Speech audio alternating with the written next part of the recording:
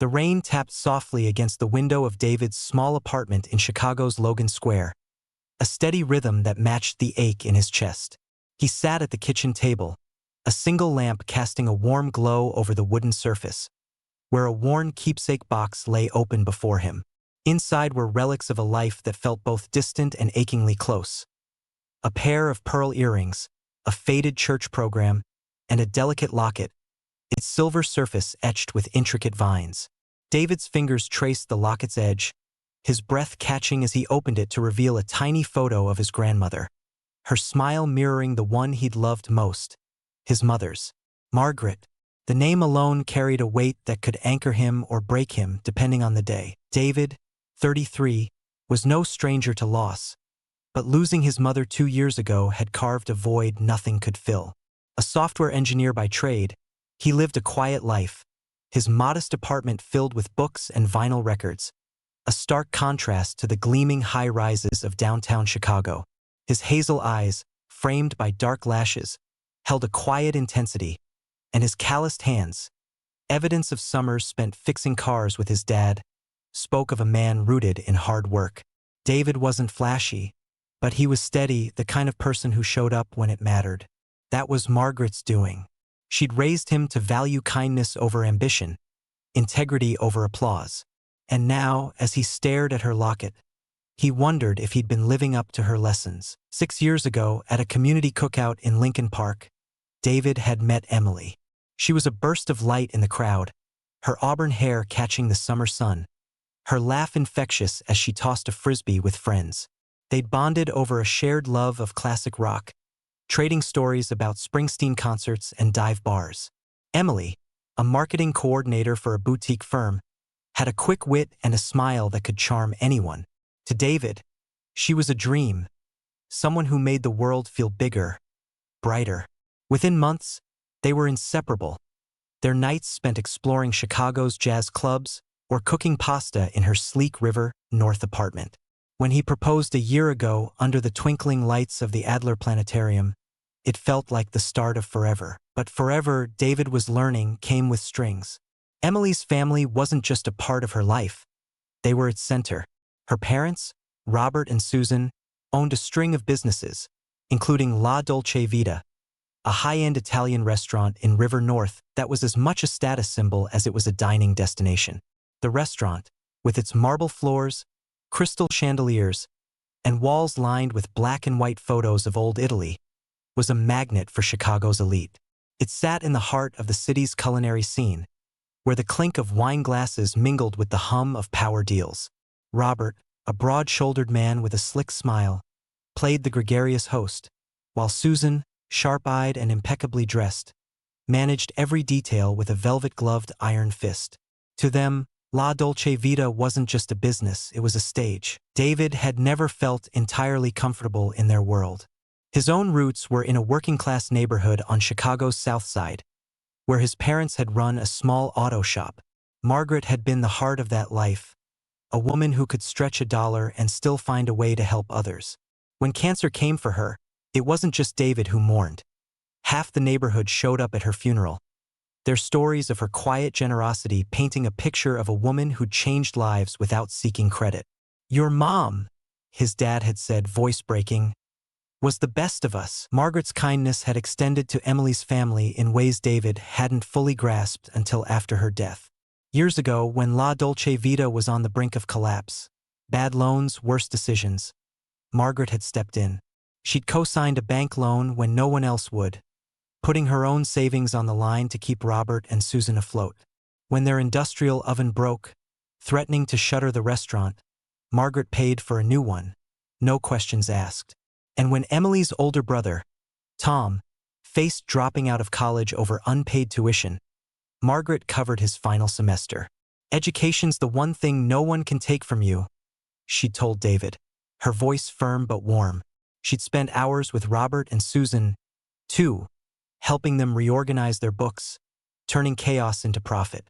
All of it, she did without fanfare, without expecting thanks. But thanks never came. Robert and Susan treated Margaret's help like a footnote, a favor they'd earned rather than a lifeline they didn't deserve. David had noticed it even then, The way they'd brush off her contributions with a quick, "Oh, that was sweet of her," before changing the subject. Emily, too, had a blind spot for her parents' entitlement. She'd laugh off their snide remarks about Margaret's overzealous nature, as if her mother's generosity was something to be humored. It stung, but David swallowed it, telling himself love meant compromise. He wanted to believe Emily was different, that her heart matched the spark he'd fallen for. Looking back, he saw the cracks he'd ignored. The rehearsal dinner was supposed to be a celebration, a prelude to the life David and Emily would build. Robert and Susan had insisted on hosting it at La Dolce Vita, a gesture David had initially taken as generosity. "We want it to be perfect," Susan had said, her smile tight as she flipped through a binder of menus and seating charts. But as the date approached, their involvement felt less like a gift and more like a power play.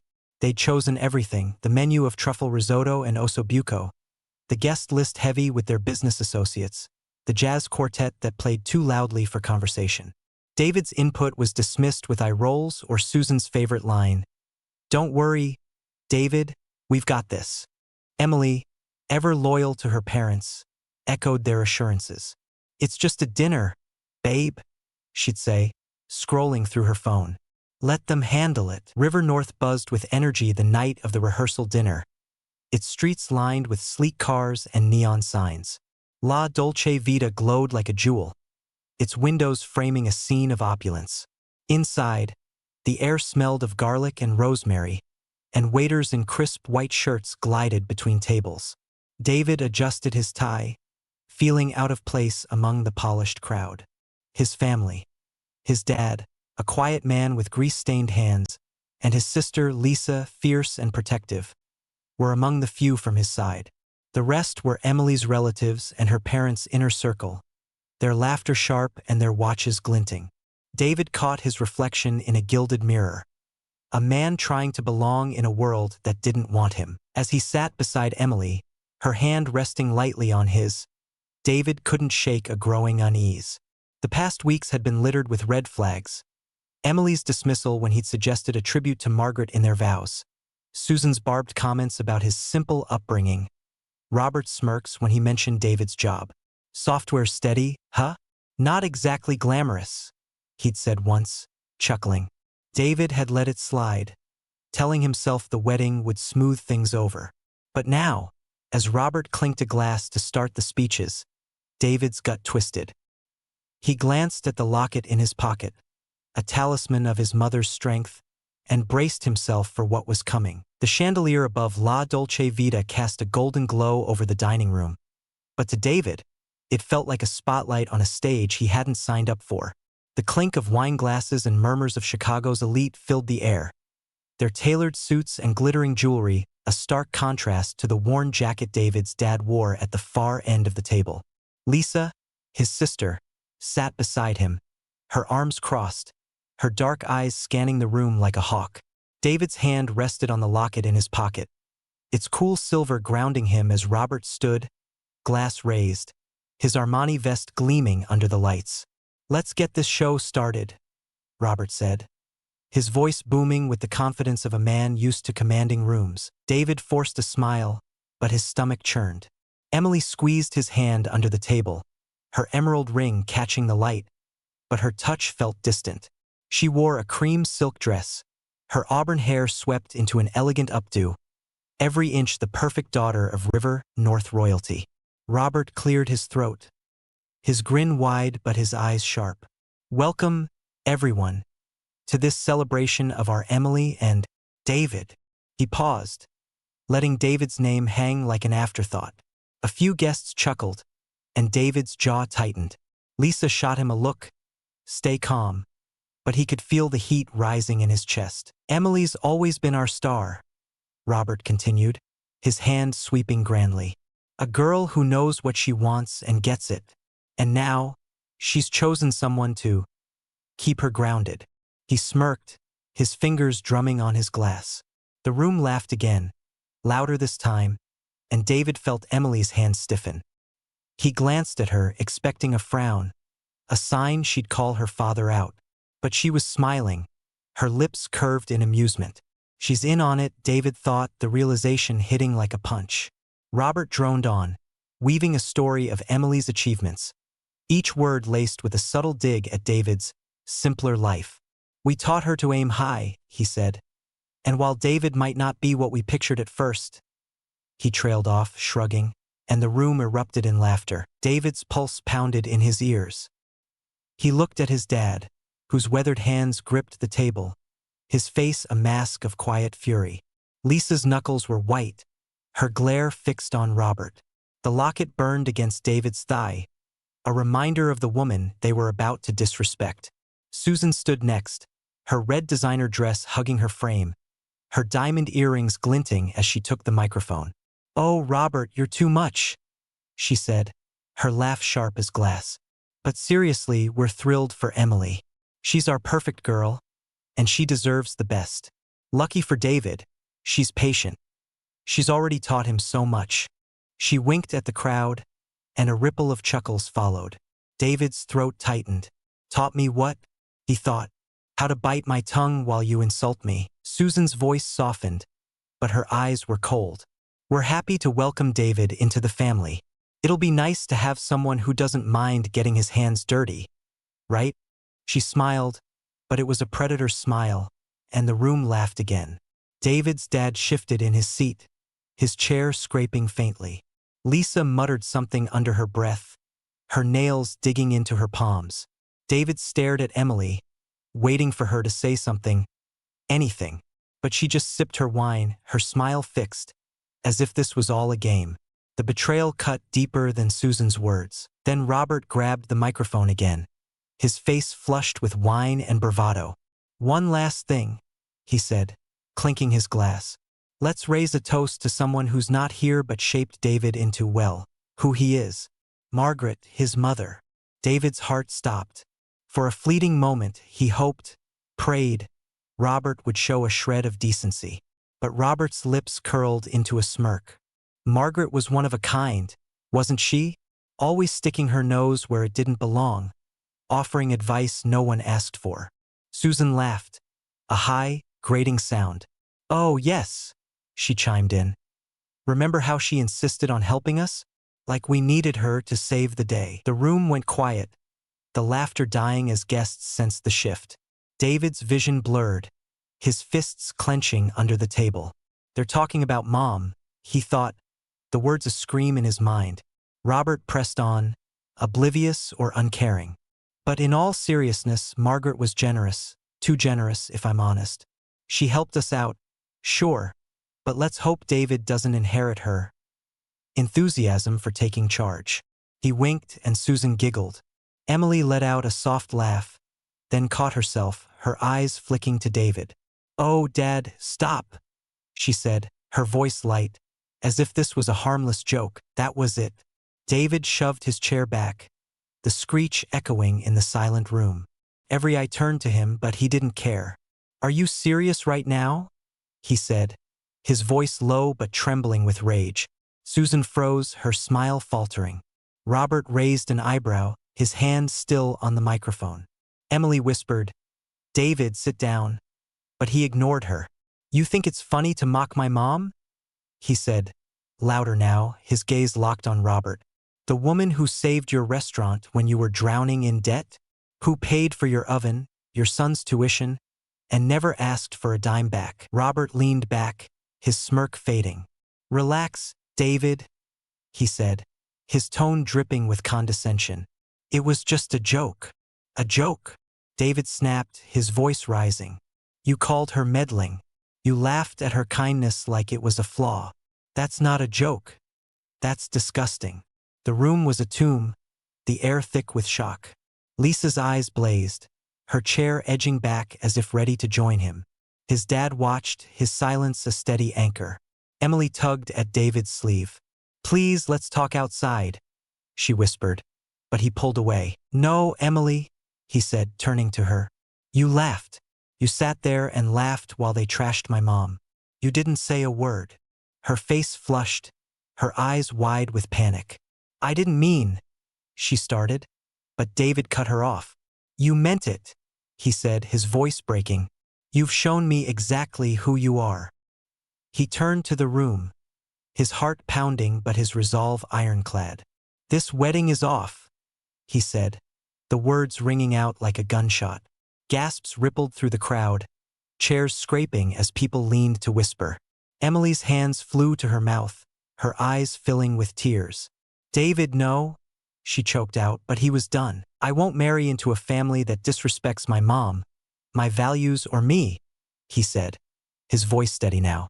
"You don't deserve me, and you never deserved her." Robert stood, his face red.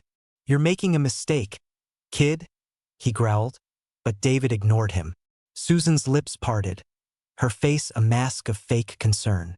"Let's talk tomorrow," she said, but David shook his head. "We're done," he said, grabbing his coat. His dad stood, his quiet strength a silent vow of support. Lisa grabbed her purse, her glare daring anyone to speak. A few of David's friends rose, their faces uncertain but loyal. David walked toward the door, the weight of every stare on his back. Emily's voice broke the silence. "David, please." But he didn't turn. The door swung shut behind him, the cold Chicago night swallowing the warmth of La Dolce Vita. His dad's hand found his shoulder. "You did right," he said softly. Lisa nodded, her voice fierce. "Mom would have been proud." David exhaled, the locket heavy in his pocket, his heart torn between relief and ruin. He'd walked away, but the fight wasn't over. Not yet. If the story's hitting you, don't miss what's next. Subscribe to our channel for more real-life drama and stories of standing tall. Hit that button and join the journey. The Chicago skyline glittered through David's apartment window, its lights a cold reminder of the city that had turned on him overnight. His phone buzzed relentlessly on the kitchen table, each notification a jab to his already bruised heart. It had been 2 days since he'd walked out of La Dolce Vita, leaving Emily, her family, and their future in the rearview. But Robert wasn't done. David opened X, his jaw tightening as he read the latest post from Robert's verified account, its blue checkmark a badge of his influence. "David's just a nobody who threw away his shot at a real family. Some people can't handle the spotlight. Hashtag La Dolce Vita." The post had thousands of likes, retweets, and comments. Strangers calling David ungrateful, oversensitive, a loser who'd fumbled his chance with Emily. David's hands shook as he scrolled through the vitriol. "He's probably after their money," one user wrote. "Typical South Side trash," said another. The words cut deeper than he'd expected, each one a betrayal of the life he'd tried to build. He'd always been private, keeping his world small. His code, his family, his vinyl collection. Now, Chicago's gossip mill had made him a villain. His phone pinged again. A text from a mutual friend. "Dude, you really screwed up. Emily's devastated." David tossed the phone down, his chest tight. Devastated? Emily had laughed while her parents mocked his mother. If anyone was devastated, it was him. Lisa burst through the door, her leather jacket damp from the spring drizzle. "You see what that jerk posted?" she said, her voice sharp. She dropped a bag of takeout on the table, deep dish pizza from Lou Malnati's, their comfort food since childhood. Robert's got half the city eating out of his hand. David nodded, his eyes fixed on the floor. "I don't know how to fight this, Lise," he admitted, his voice low. "He's got money, connections. I'm just me." Lisa snorted, pulling out a slice. "You're Margaret's son. That's more than enough. Mom would have told you to stand up and tell the truth." Their dad, sitting quietly in the armchair, looked up. "She's right, son," he said, his voice steady. "Your mom never backed down when it mattered." David's gaze drifted to the keepsake box, the locket glinting inside. Margaret had faced worse. Cancer, debt, a neighborhood that counted her out. Yet she'd helped people like Robert and Susan, people who'd spat on her memory. The thought ignited something in him, a spark of the fire she'd passed down. He grabbed his phone, ignoring the flood of notifications, and opened X. His fingers hovered over the keyboard, the weight of what he was about to do sinking in. This wasn't just about clearing his name, it was about defending his mother, the woman who'd given everything and asked for nothing. He typed, each word deliberate, his heart pounding with a mix of rage and grief. 2 nights ago, I walked away from a wedding because my fiancé's family, Robert and Susan of La Dolce Vita, mocked my late mother, Margaret. She co-signed a loan to save their restaurant, paid for their oven, covered their son's tuition, and helped them rebuild when they had nothing. She did it because she believed in people even when they didn't deserve it. They called her meddling, laughed at her kindness. My fiancée, Emily, laughed too. I won't marry into a family that disrespects my mom or me. This is the truth. Hashtag for Margaret. He hit post, his breath catching. The screen glowed, his words now a beacon in the digital storm. Within minutes, the post took off. Retweets climbed hundreds, then thousands. Comments poured in, a mix of shock and support. That's disgusting. Margaret sounds like a saint. One user wrote, La Dolce Vita lost my business, said another. But there were others, loyal to Robert's charm. Sounds like you're fishing for sympathy, David. Emily dodged a bullet. David watched the numbers tick up, his stomach churning. Lisa grinned, scrolling on her phone. You're trending, bro, she said. But her voice softened when she saw his face. You okay? He shook his head. I don't know. I just wanted them to know who Mom was. By morning, Chicago was buzzing. A local blog, Windy City Scoop, picked up the story, its headline screaming, River North restaurateur faces backlash after wedding drama. The article quoted David's post alongside Robert's, painting a picture of a city divided. La Dolce Vita's Yelp page tanked. 1-star reviews flooding in from strangers who'd never dined there. Disrespectful owners, terrible values. One read. David's phone buzzed with a text from Emily. I'm so sorry, David. I didn't mean for this. Can we talk? He stared at the words, his heart twisting. Her apology felt hollow, a reflex to save face. He didn't reply. Robert doubled down. A new article in the Chicago Tribune, clearly fed by his PR team, painted him as the victim. Local businessman targeted by vengeful ex-fiancée. Susan's quote was a masterclass in deflection. We're heartbroken for Emily. David's actions have hurt so many people. David read it at his desk, his coffee cold, his anger simmering. They weren't just lying. They were rewriting history, erasing Margaret's sacrifices. Lisa slammed her laptop shut. They're scum, she said. You need to keep fighting. David nodded, but the weight of it all, the hate, the loss, the loneliness was crushing him. He stepped onto his balcony, the city sprawling below, its lights blurring through his tears. He'd told the truth, and it had cost him friends, his reputation, maybe even the love he'd once believed in. But as he clutched the locket, Margaret's voice echoed in his mind. Do what's right, even when it's hard. He'd done that, and somehow that was enough for now. This story's just heating up, and you don't want to miss what's next. Hit that subscribe button and join our community for more stories of courage and truth.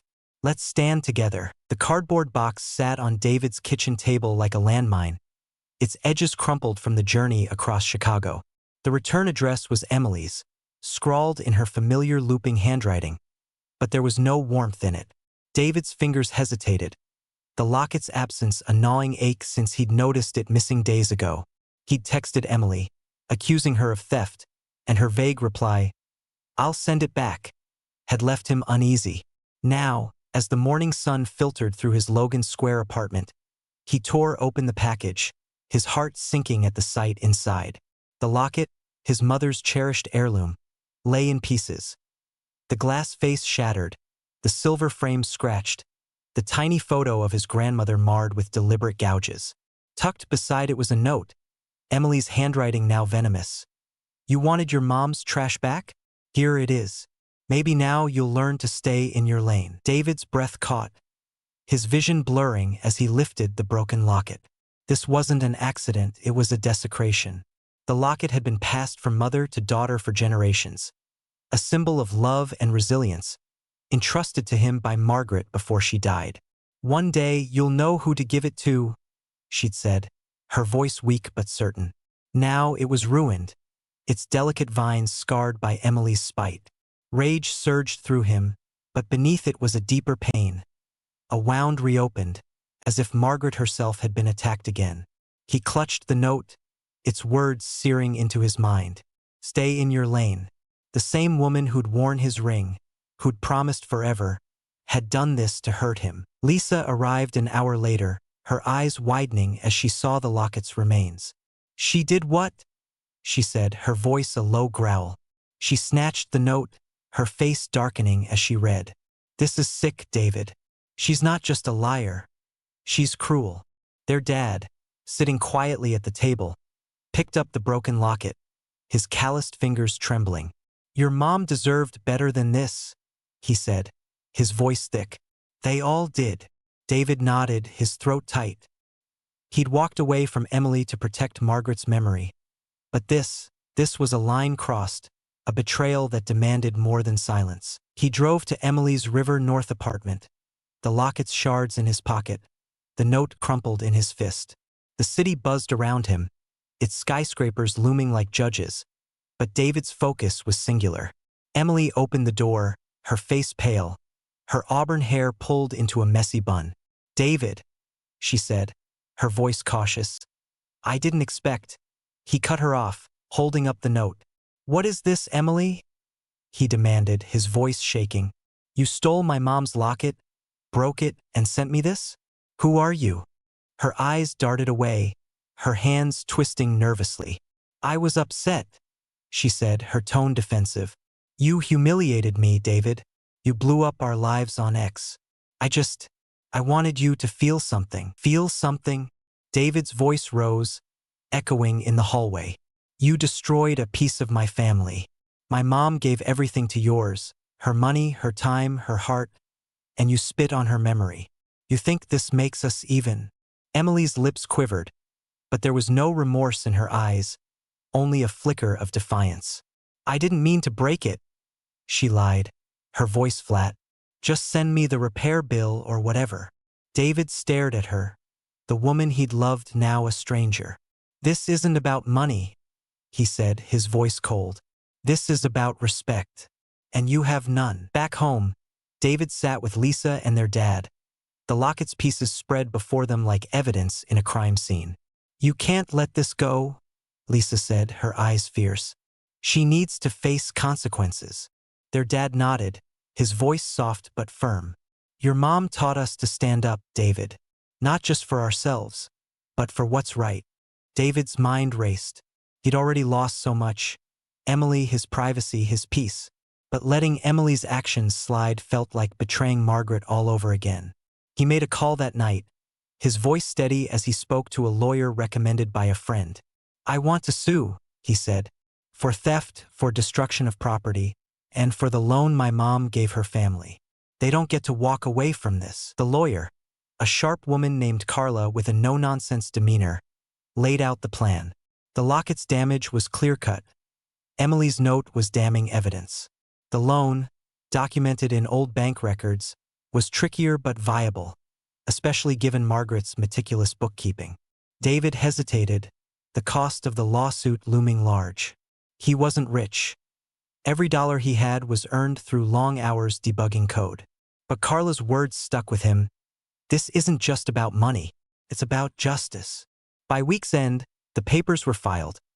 A civil suit against Emily for theft and property damage, and a separate claim against Robert and Susan for the unpaid loan, now valued at $50,000 with interest. Chicago's media pounced. The Chicago Sun-Times ran a headline, River North Restaurateur Family Sued After Wedding Fallout.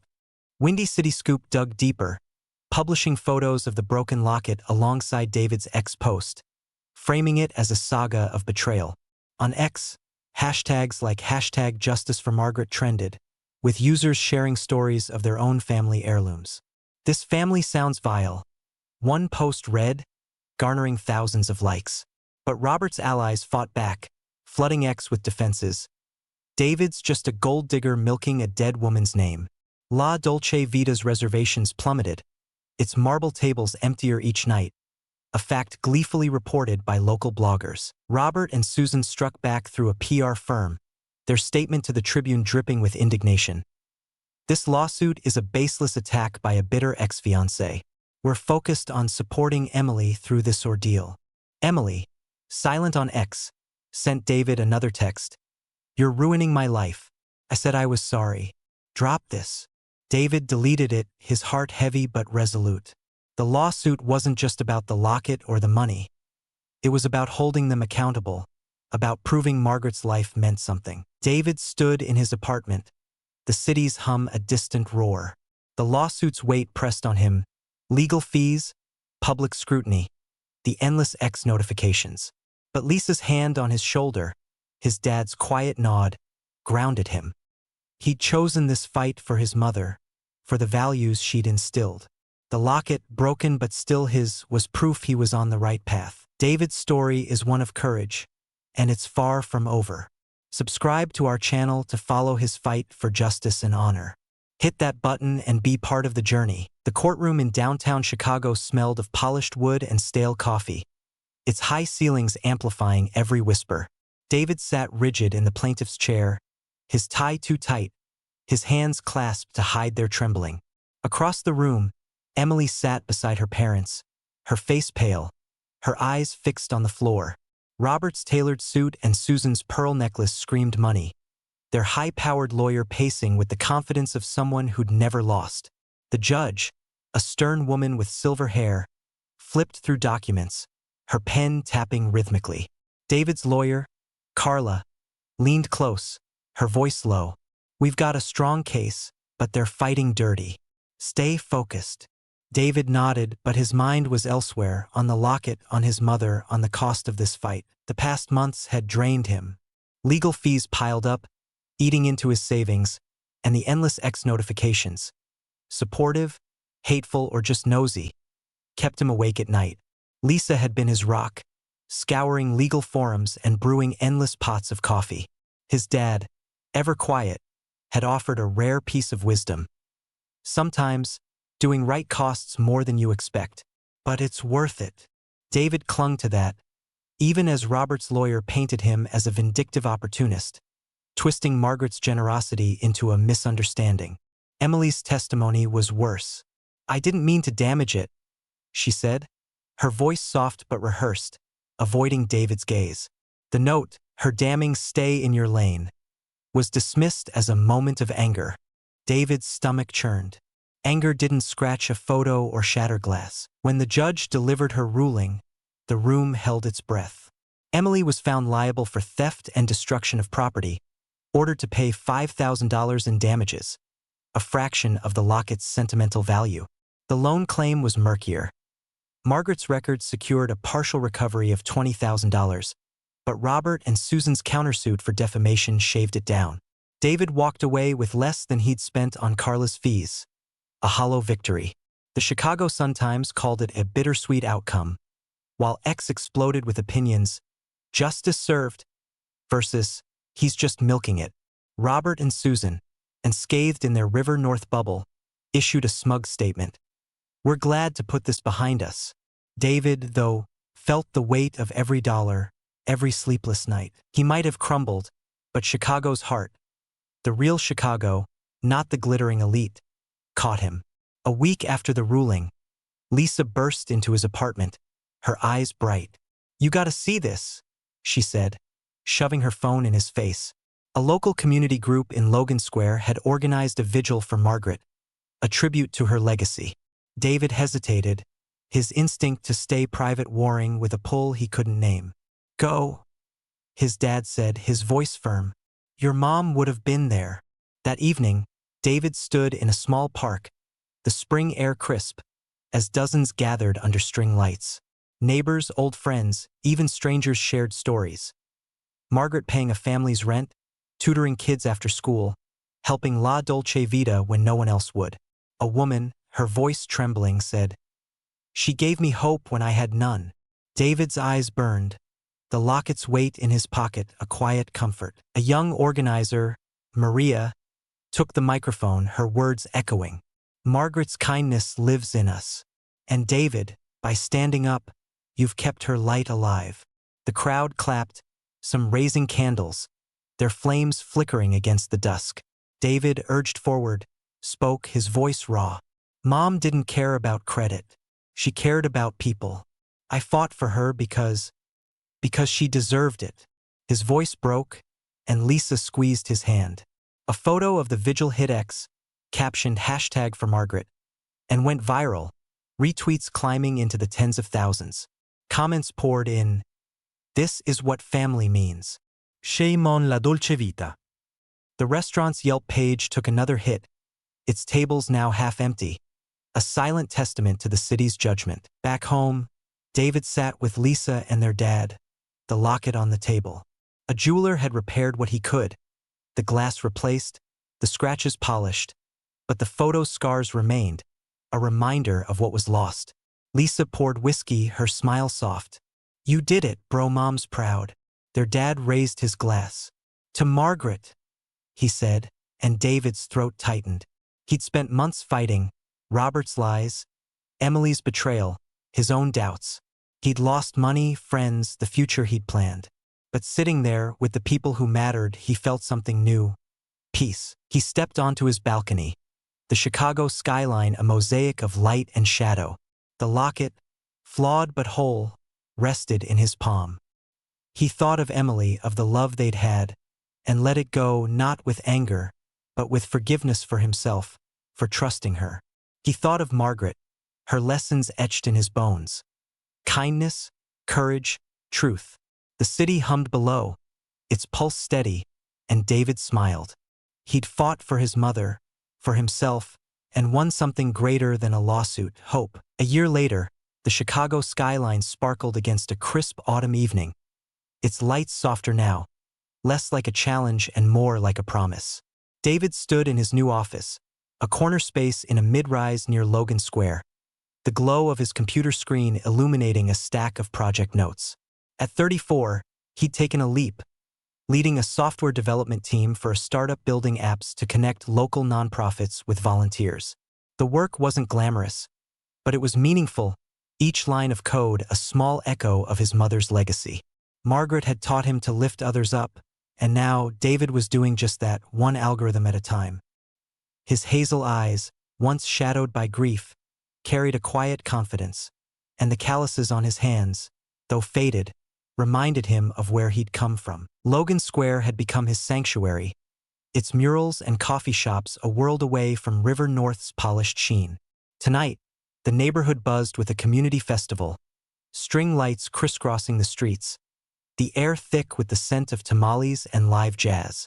David wove through the crowd, a flannel shirt replacing the ties he'd worn in court. At a booth raising funds for a youth center, he spotted Maria, the organizer from his mother's vigil. Her warm smile greeted him, her braided hair catching the light. You made it, she said, handing him a flyer. Maria, a teacher who'd grown up blocks away, had become a friend over the past year. Their late-night talks about family and resilience forging a bond David hadn't expected. Couldn't miss it, he said, grinning. Mom would have loved this. They walked together, sharing stories of the neighborhood's grit and heart. Maria spoke of her own loss, her brother, gone too young, and David found himself opening up about Margaret, the locket, the fight that had changed him. You didn't just stand up for her, Maria said, her voice steady. You showed us all what family means. David nodded, his throat tight. The festival's music faded as he glanced at the crowd. Kids laughing, elders swapping stories, strangers united by place. This was his Chicago, the one Margaret had loved, and he was part of it now, not just a bystander. River North, meanwhile, told a different story.